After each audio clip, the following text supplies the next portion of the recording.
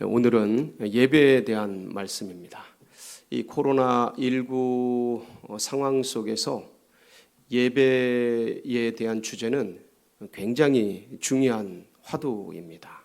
그래서 오늘 이 본문을 통해서 말씀을 나눌 때에 예배에 대한 계시가 여러분에게 환하게 열리고 우리 구주 예수께서 직접 말씀하신 예배 본질이 여러분의 영안에 보여지고 들려지고 깨달아 알아지는 그런 은혜의 복된 시간 되시기를 축복합니다. 예수님께서 예루살렘 근방이죠, 유대, 특별히 요단강변에서 사역을 하고 계셨습니다. 그런데 예수님의 제자들이 세례 사역을 했는데 이것이 이제 세례 요한의 사역보다 더 커졌다라는 얘기들이 이제 사두개인과 바리새인들에게 전달이 되고 많은 사람들에게 소문으로 전달이 되게 됐습니다. 이래서 예수님께서는 이제 이쪽 사역을 정리하고 갈릴리로 올라가셔야겠다라는 그러한 계획을 하게 되십니다. 그래서 이제 유대 사역을 정리하고 갈릴리로 올라가시는데 이때 여러분이 이스라엘의 지리적 상황을 좀 아셔야 하는데 주님께서 사역하시던 이스라엘, 특별히 예루살렘은 남부 지역입니다. 남부 지역이고 갈릴리 올라가시려는 그 지역 갈릴리는 저 북쪽입니다. 그런데 가운데 중부 지방에 사마리아라는 지역이 있습니다. 근데 유대인들은 역사적으로 이 사마리아 땅을 금단의 땅, 혐오의 땅으로 여겨서 밟지를 않습니다. 그래서 요단 동편으로 돌아가거나 아니면 저 해안길로, 블레셋 땅이죠, 해안길로 돌아가거나 합니다. 이 유대에서 북쪽 갈릴리로 올라가려면 사마리아라는 중부 지방을 관통해서 올라가면 가장 빠르고 안전하고 편합니다. 그런데 이 땅은 혐오의 땅, 금단의 땅이라고 해서 밟지를 않습니다. 예수님께서는 그런데 저 북쪽 갈릴리로 올라가시려고 하시는데 요한복음 4장 우리가 읽은 이 본문 말씀 3절 4절에 보시면 사마리아 지역을 통과하셔야겠다라는 의지를 말씀하십니다. 한번 3절 4절 말씀 보실까요? 시작. 유대를 떠나사 다시 갈릴리로 가실새 사마리아를 통과하여야 하겠는지라. 사마리아를 통과하여야 하겠는지라. 그러니까 예수님께서 사마리아 지역에 뭔가 하실 일이 계신 거예요. 그런데 이 사마리아 지역은 북이스라엘 지역으로서 옛날의 역사적 전통에 의하면 아수르라는 나라의 제국에 점령을 당했다가 그래서 본토인들은 다 흩어지고 사방에 있는 이방 민족이 이 사마리아 지역에 데리고 와가지고 혼혈 민족이 되어서 유대인 피가 이방인과 섞여버린 그런 지역의 땅인 것입니다. 그래서 일부러 유대인들은 들어가지 않았는데 예수님은 이 지역을 들어가시려고 하는 거예요. 그러니까 뭔가 목적한 바가 계시고 뭔가 주 예수 그리스도의 섭리 속에서 해야 할 사역과 사명이 있으셨던 것이죠. 하고 싶은 일들이 있으셨던 거예요. 그래서 이 사마리아 지역을 들어가십니다. 들어가서 수가성이라는 동네에 이르게 됩니다. 여기가 이제 세겜 지역인데 이 왼편에는 그리심산이 있고 오른편에는 에발산이 있는데 이 양쪽 산지 사이에 세겜성이라는 도시가 있는데 여기에 수가성이라는 한 마을이 있었습니다. 근데 이 마을 앞쪽에 멀찍이 우물이 하나 있었습니다. 근데 이 우물이 뭐냐면 야곱이 파놓은 야곱의 우물이에요. 예수님께서 사마리아 성을 사마리아를 통과하시면서 이 수가성 지역에 이르게 되신 겁니다. 근데 그때 시간이 몇 시였냐면 낮 12시였어요. 4장 6절에 보면 말씀을 한번 띄워주실까요? 4장 6절. 예, 한번 보시겠습니다. 시작. 거기 또 야곱의 운물이 있더라. 예수께서 길 가시다가 피곤하여 운물 곁에 그대로 앉으시니 때가 6시쯤 되었더라. 여기다가 현재 시간으로 하려면 더하기 6을 하면 됩니다. 성경 시간에. 그러니까 이 6시라는 건 오늘날 12시를 얘기해요. 그러니까 낮 정오에 햇살이 내리쬐는 그 중동의 열사의 땅을, 사마리아 지역을 관통하시면서 지치신 거예요. 피곤하신 거예요. 그래서 이 수가성, 특별히 야곱의 운물 곁에 주님께서 이제 앉으셨어요. 근데 이때 느닷없이, 이때 사람이 일하는 시간이 아니거든요. 중동에는 낮에는, 한낮에는 쉽니다. 너무 뜨거워서. 근데 하인 여인네가, 이 사마리아 여인이 찾아 나오게 됩니다. 물을 들어 나왔어요.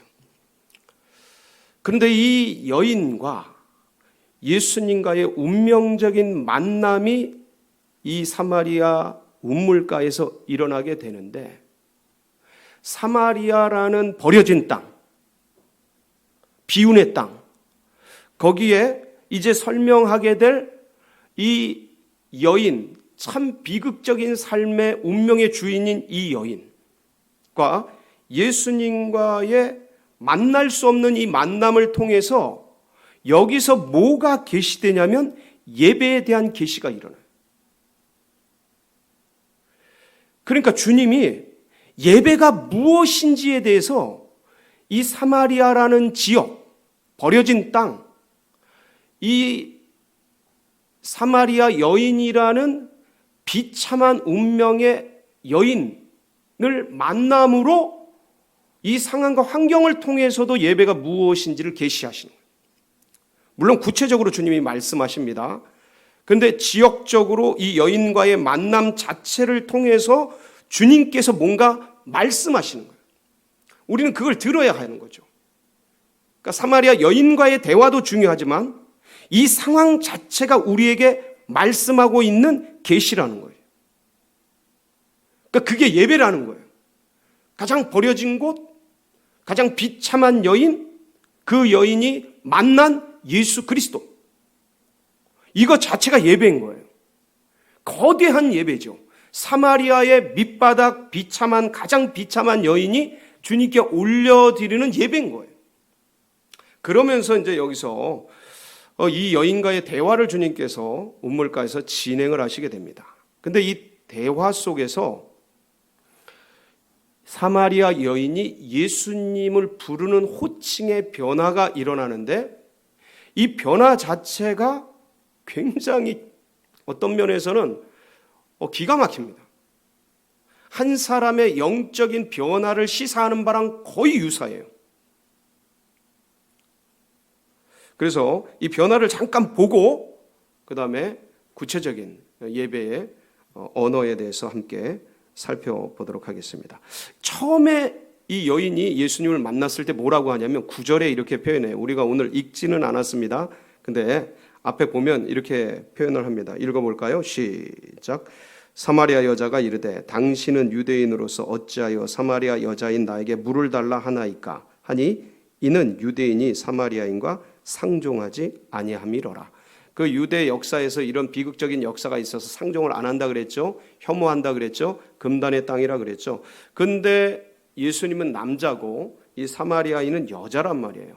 그러니까 남자와 남자도 유대인과 사마리아인이 상종하지 않는데, 유대인 남자가 사마리아인 여자에게 말을 거니까, 물을 한 잔 달라고 말을 하니까 그거 자체가 이상한 거예요, 이 여자는. 그래서 뭐라고 불러요? 당신. 유대인 남자. 난 여자인데 당신 유대인 남자잖아. 그러니까 당신이고 유대인 남자예요. 그러니까 수많은 사람들 중에 하나예요. 아무것도 아니에요. 그냥 지나가는 과객이죠. 근데 이상한 사람인 거예요. 이 여인이 보기에. 우리가 옛날에 예수님이 그랬을 거예요. 저 이스라엘의 30대 청년, 그 사람이 나하고 무슨 관계가 있겠어요? 아무런 관계가 없죠. 역사적으로, 혈연적으로 뭔 관계가 있겠어요? 그냥 당신이죠. 유대인 남자죠. 유대인 청년이죠. 그런데 물을 한 잔 달라 하니까 이렇게 말씀하시니까 주님께서 네가 만일 물을 달라 하는 이가 누구고 하나님의 선물이 어떠한 것인 줄 알았더라면 네가 나에게 물을 달라 했으리라. 이렇게 희한한 말씀을 하셔요. 그러니까 이 여자가 두 번째 호칭이 바뀌는데 11절입니다. 한번 볼까요? 시작. 여자가 이르되 주여 물 기를 그릇도 없고 이 우물은 깊은데 어디서 당신이 그 생수를 얻겠사옵나이까. 여자가 이르되 뭐요? 주여, 주님. 사실은 이거는 어떤 믿음의 신앙적 언어는 아닙니다. 존중의 언어입니다. 당시 존중하고 존경하는 사람들을 주여, 주인이시여 이렇게 불렀어요. 그러니까 일반 명사입니다. 이때 당시에. 그러니까 그래도 좀 존중을 담은 거예요. 그런 아주 희한한 말씀을 하시니까 그런 물이 있다? 그러면 여기 물 기를 도 없고 당신은 아무것도 장비가 없는데 어디서 그런 물을 기를 수 있겠느냐라는 그런 질문이지요. 그 예수님께서 이제 생수의 강에 대한 얘기를 쭉 하시고 나서 네 남편 불러오라 그래요. 오늘 말씀이죠. 네 남편 불러오라. 나 남편이 없다. 맞다. 네가 전에 남편 5이 있었고 지금 살고 있는 그 남자도 남편이 아니니 남편이 없다라는 너의 말이 옳도다. 이 얘기를 들으면서 이 여자가 기겁을 합니다. 그러니까 뭐라 그래요?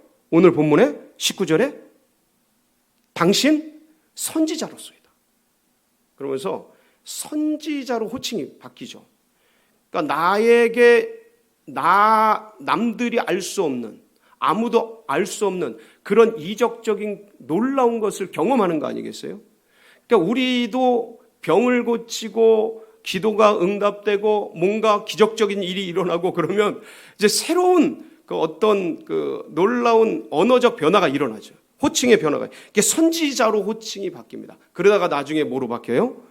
이제 주님께서 예배에 대한 계시를 딱 하고 네가 바라는 그 사람이 나다 하고 얘기를 할 때 그리스도라는 걸 알게 됩니다.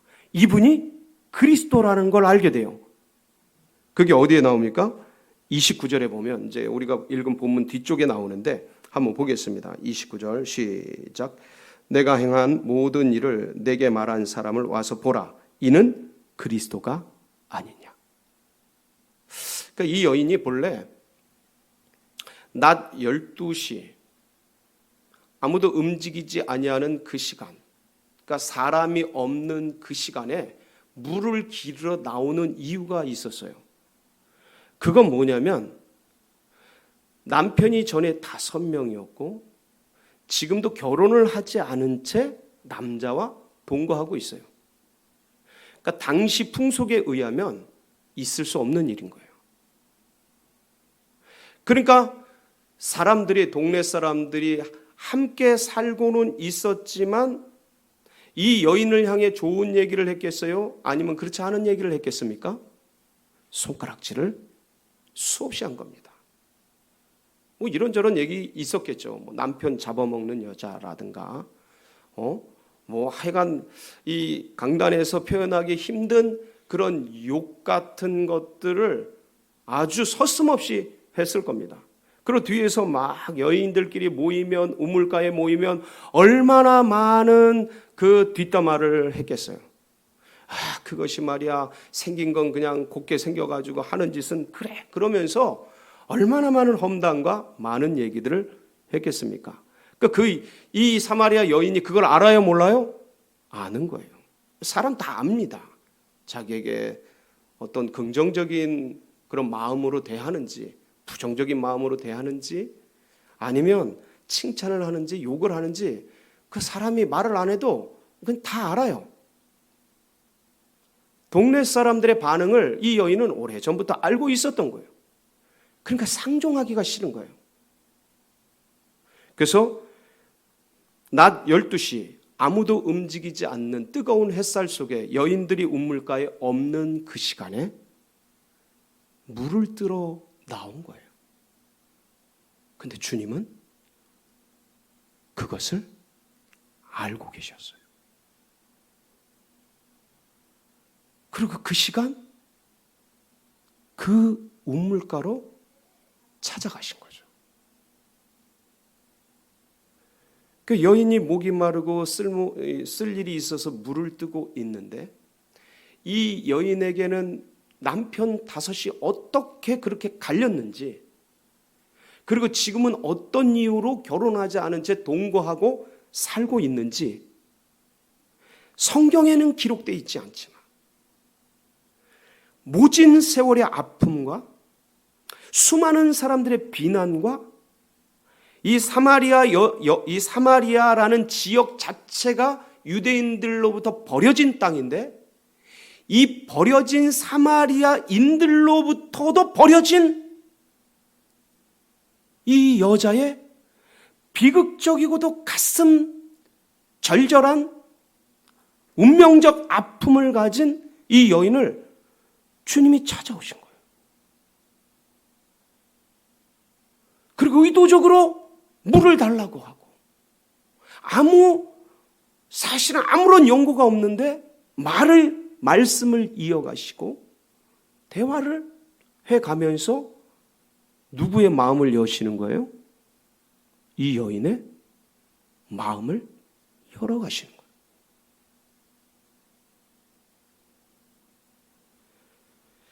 당신은 선지자로소이다 라는 것을 확인한 순간 이 여인이 그때 가슴 속에서 오래도록 품고 있었던 진짜 사골 같은 그렇게 끓인 가슴에 못 표현한 그 말 한마디를 표현합니다.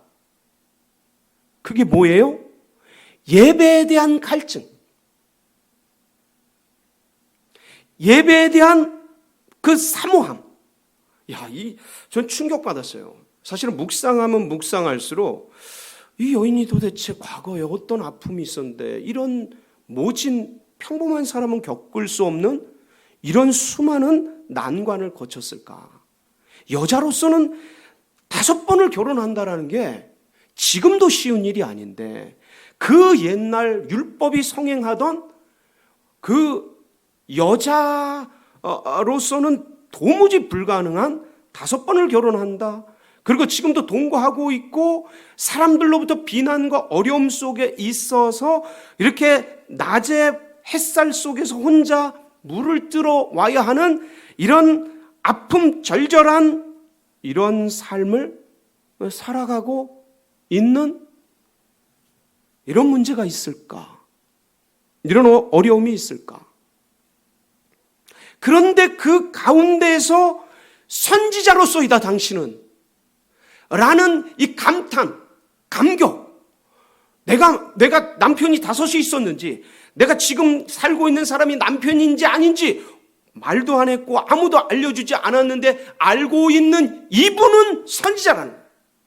그러니까 위대한 사람이라는 거예요. 이 선지자라는 개념은 이 여인에게 위대한 사람인 거예요. 그러니까 자기의 모든 문제를 해결해 줄 수 있는 그런 훌륭한 분이라는 거예요. 근데 그분 앞에 가장 첫 마디가 뭐냐면 예배. 그러니까 이 여인은 예배를 드렸어요, 못 드렸어요, 그동안? 드리고 싶어도 공중 예배에 나갈 수가 없었던 거예요. 우리는 드리고 싶어도 지금 이 비대면 상황 속에서 나갈 수가 없는 우리도 답답함을 가지고 있잖아요. 안타까움을 가지고 있잖아요. 어쩔 수 없는 성도들의 안전과 건강을 생각해서 우리 교회가 또 어르신들이 많습니다. 그러니까 어쩔 수 없는 이 안전 문제로 인해서 당회와 제가 비대면으로 전환을 해서 이루고 있지만 얼마나 갈급합니까? 온라인으로 예배 드려요. 근데 얼마나 갈급합니까? 보고 싶습니까? 같이 지난 30-40년 동안 어우러지고 함께했던 그 동료들, 그 교우들, 같이 셀 예배 드리고 구역 예배 드리고 함께 수련회하고 했던 그런 분들 얼마나 만나고 싶어요. 못 만나니까. 공동체가 이렇게 중요해요. 예배는 온라인으로 드리죠. 근데 공동체가 이렇게 중요해요. 왜냐하면 사람이 혼자 사는 게 아니거든요. 영이 혼자 있는 게 아니에요. 그 갈급함이 우리들도 있는데 이 여인은 사람들로부터 버려져서 예배 못 나가는 거예요. 우물가 물들어도 혼자 아무도 없는 이 시간을 택해서 나오니. 그러니까 이 여인의 가슴 속에 뭐에 대한 갈망이 있었냐면 예배에 대한 갈망이 있었던 것이지요. 그러니까 뭐라 그래요? 20절 바로 당신 선지자로소이다 하고 말하면서 20절에 이 여인의 가슴 속에 쌓아뒀던 응어리진 한마디가 나오는 겁니다. 그게 뭐예요? 예배예요. 우리 조상들은 이 산에서 예배하였는데 당신들의 말은 예배할 곳이 예루살렘에 있다 하더이다. 이곳이 어디냐면 그리심산이에요. 그리심산에서 그 축복의 산에서 예배드렸던 거예요. 근데 거기 나가요 못 나가요? 이 여인이 못 나가는 거예요. 그 장소, 그 예배 처소, 그 당신들 유대인들은 예루살렘에 있다 하는데 어느 게 맞습니까? 어디서 예배 드려야 하는 겁니까? 어느 게 옳은 겁니까?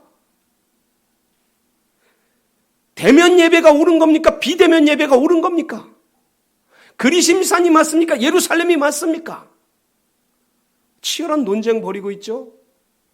주님께서 이 여인의 갈망을 아시는 거죠.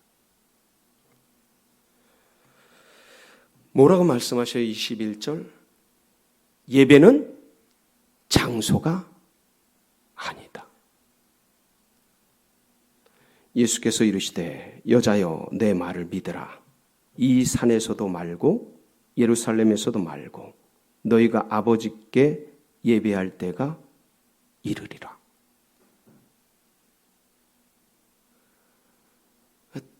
다른 말씀으로 드린다면 따라.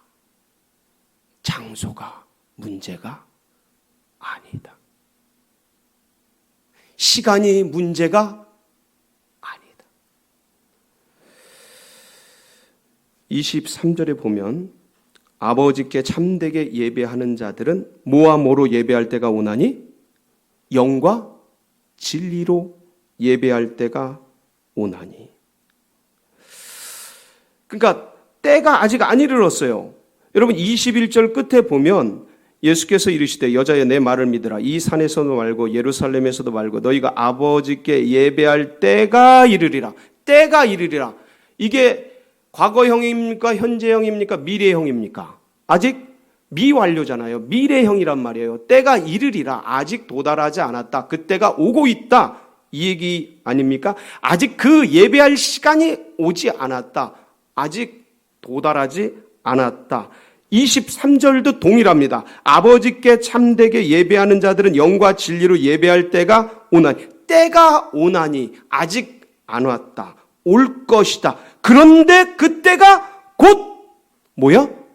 이때라. now. 지금. 여기.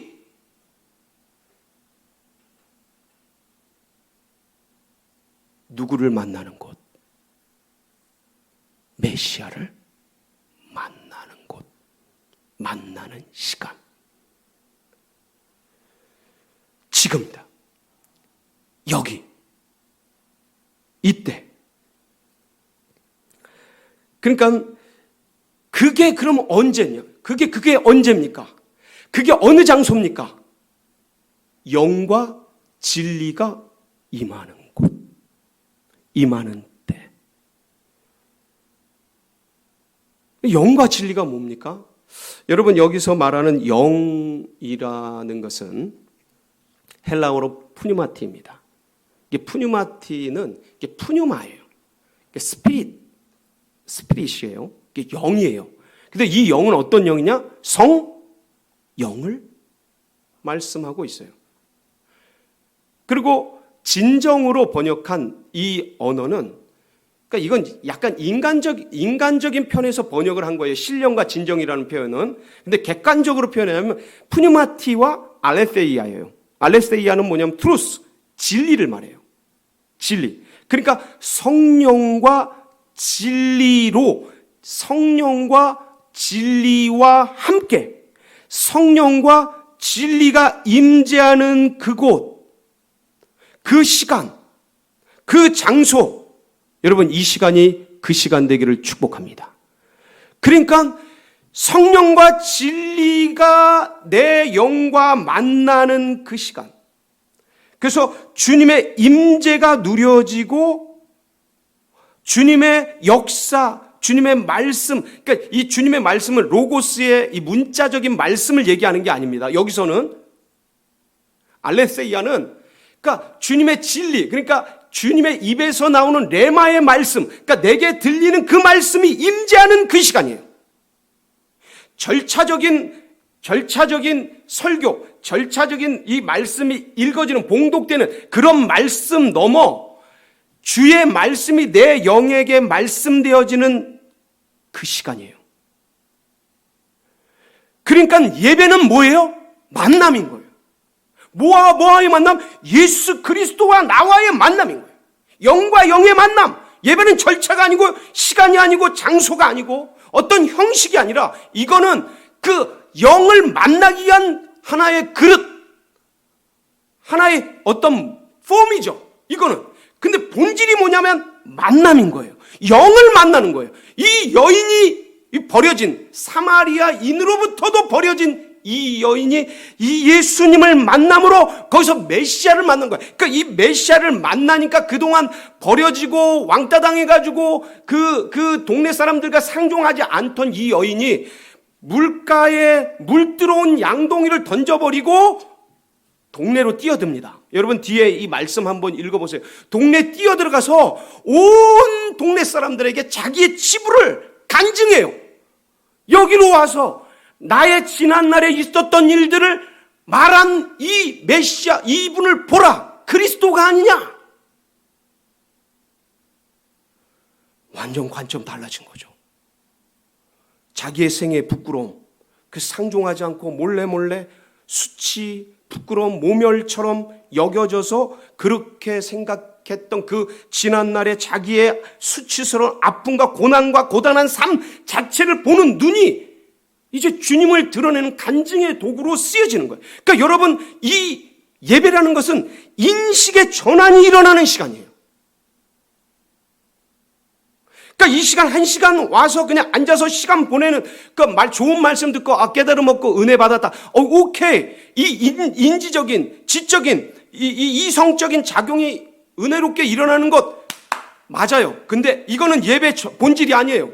그건 예배 과정이에요. 본질은 뭐냐면 내 영이 성령, 진리의 영과 만나. 거기서 누구를 인지해야 돼요? 예수 그리스도를 인식하는 거예요. 예수님을 메시아로, 주인으로, 내 문제의 근원으로, 이 아픔, 감사가 있으면 이 감사의 풍성한 은혜의 축복이 있으면 이 축복의 주인이 누구신지, 긍정적으로는 풍성한 축복으로는 이 은혜를 부어주신 감사의 주인이 누구신지, 나를 이렇게 복되게 하시고 은혜롭게 하신 그분께, 예수 그리스도께 감사하며 그분께 예수 그리스도를 인식하는 거예요. 그리고 아픔과 회개와 고통과 절망과 고난이 있으면 이 고난에 이걸 이겨내게 하실 분이 누구신지를 인지하고 인식하고 그분 만나서 그 자리가 문제가 해결되고 복은 배가 되고 슬픔은 반이 되고 사라지고 고난은 이겨낼 힘을 얻고 능을 얻는 그런 만남의 시간. 그래서 내 인식이 바뀌는 거예요. 부정적인 것에서 긍정적인 것, 고난 속에서 축복으로, 물이변에서 포도주 되듯이 내 삶 자체의 사고가, 그 생각이 바뀌어져서 주님을 그 삶 속으로 뛰어드는 거예요. 동네 속으로, 왕따시킨 동네 속으로 이렇게 버려진 이 여인이 뛰어들듯이 이 세상 속으로 뛰어드는 거예요. 숨고 피하고 그전에는 그랬다면 세상 속으로 뛰어들어서 거기서 그 계통에서 정치, 경제, 사회, 문화, 교육, 역사 어떤 분야든지 그 세계 속에서 예수 그리스도를 드러내는 그런 힘을 받는 시간. 그 시간이 무슨 시간이에요? 예배 시간이에요. 여러분, 코로나19 대면 비대면 공중 예배는 무조건 모여야 되죠. 공중 예배는 무조건 예배 모여야 되죠. 근데 특수하게 안전과 건강 생각해서 지금은 우리 교회의 특수성, 국가의 특수성 때문에 우리가 이렇게 비대면으로 결정한 것뿐이에요. 기본은 모여야죠. 때가 되면 모이죠. 근데 그게 본질이 아니에요. 본질은 지금 내가 이렇게 예배드리는가? 지금 영상으로든 산속에서든 개인으로 홀로 있든 다중으로 있든 소그룹 있든 대그룹 있든 지금 내가 신령과 진정으로 푸뉴마테이 알레테이아 성령과 진리로 주님의 영을 만나고 있는가? 살아계신 하나님의 그 진리의 말씀이 내게 말씀되어지고 있는가? 그리고 나의 인식은 변화되고 있는가? 전환되고 있는가? 그리고 나는 세상에 뛰어들 힘을 얻고 있는가? 여러분, 이 예배가 예수 그리스도를 만나고 여러분의 삶이 바뀌고 힘을 얻는 그런 복된 시간 되시길 주의 이름으로 축원합니다. 같이 기도하시겠습니다.